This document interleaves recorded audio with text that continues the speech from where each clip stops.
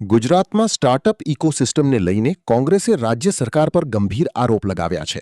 કોંગ્રેસના પ્રવક્તા પાર્થિવરાજ કઠવાડિયાના જણાવ્યા મુજબ રાજ્યમાં 19,000થી વધુ માન્ય સ્ટાર્ટઅપ હોવા છતાં સરકાર માત્ર સ્ટાર્ટઅપના નામે વાહવાહી લૂંટે છે, જ્યારે વાસ્તવમાં તેમને સરકારી ખરીદીમાં યોગ્ય તક મળતી નથી.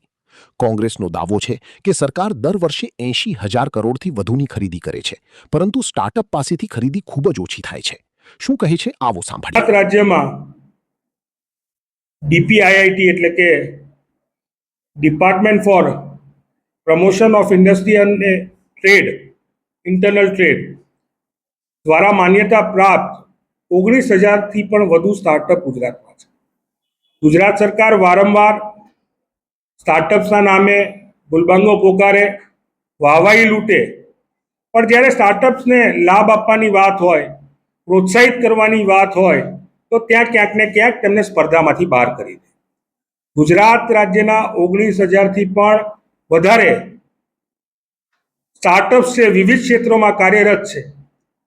તેમની પરિસ્થિતિ એવી છે કે સરકાર વર્ષે 80,000 કરોડથી પણ વધારે, 80,000 કરોડથી 1,00,000 કરોડ સુધીની સરકારી ખરીદ, પ્રોડક્ટ્સ અને સેવાની ખરીદી કરે છે. તેનો માત્ર 1% એટલે કે માત્ર 1,000 કરોડનો જ લાભ એ આ સ્ટાર્ટઅપ્સને મળી રહ્યો છે. ગુજરાત રાજ્યની પોતાની policy, Gujarat state procurement policy વર્ષ 2024, તે પહેલા કેન્દ્ર સરકારની 2012ની પ્રોક્યોરમેન્ટ પોલિસી, ત્યારબાદ નરેન્દ્રભાઈની સરકાર આવ્યા પછી 2017ની મેક ઇન ઇન્ડિયા પોલિસી, તેમાં પણ પ્રોત્સાહિત કરવા માટે, સ્ટાર્ટઅપ્સને પ્રોત્સાહિત કરવા માટે, જે સ્ટાર્ટઅપ્સને સરકારી ટેન્ડરોમાં છૂટછાટ આપવી જોઈએ તેની સ્પષ્ટ જોગવાઈ છે. ગુજરાત સરકારે પણ જોગવાઈ કરી છે કે જે પણ સ્ટાર્ટઅપ છે એ સરકારી ખરીદમાં જે પણ સ્ટાર્ટઅપ ભાગ લેવા માંગતા હોય તેમને કેટલાક રૂપિયાનું વાર્ષિક ટર્નઓવર, કેટલાક સમયનો અનુભવ જેવા જોગવાઈઓથી દૂર રાખવામાં આવે. અનેક વિભાગોમાં આમાં વિસંગતતા જોવા મળી. કોક લાગુ કરે, કોક ન કરે.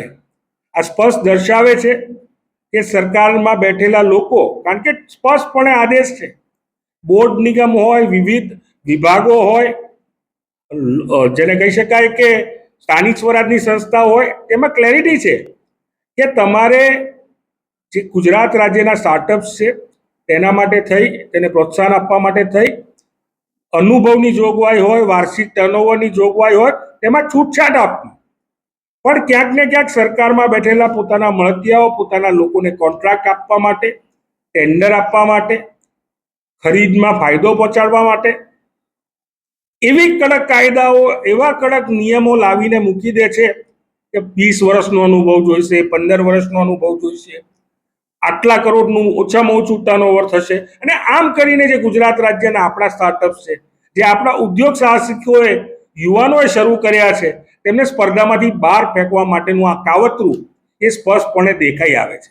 2024માં પ્રોક્યોરમેન્ટ પોલિસી લાગુ થઈ ગઈ, તો હજી સુધી વિવિધ વિભાગોને આને લાગુ કરવામાં 2 વર્ષ જેટલો માતબર સમય, લાંબો સમય કેમ ગયો? આ સૌથી મોટો સવાલ છે. અલગ અલગ વિભાગોમાં અલગ અલગ નિયમો, અલગ અલગ ખરીદીમાં અલગ અલગ નિયમો. આ પ્રકારની વિસંગતતા મને એવું લાગે છે ક્યાંક ને ક્યાંક ગુજરાત રાજ્યના સ્ટાર્ટઅપ્સ, ગુજરાત રાજ્યના યુવાનો જોડે ચોક્કસપણે ખૂબ મોટા પ્રમાણમાં અન્યાય થઈ રહ્યો છે.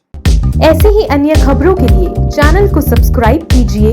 खबरों का नोटिफिकेशन पाने के लिए बेल आइकॉन को जरूर दबाएं.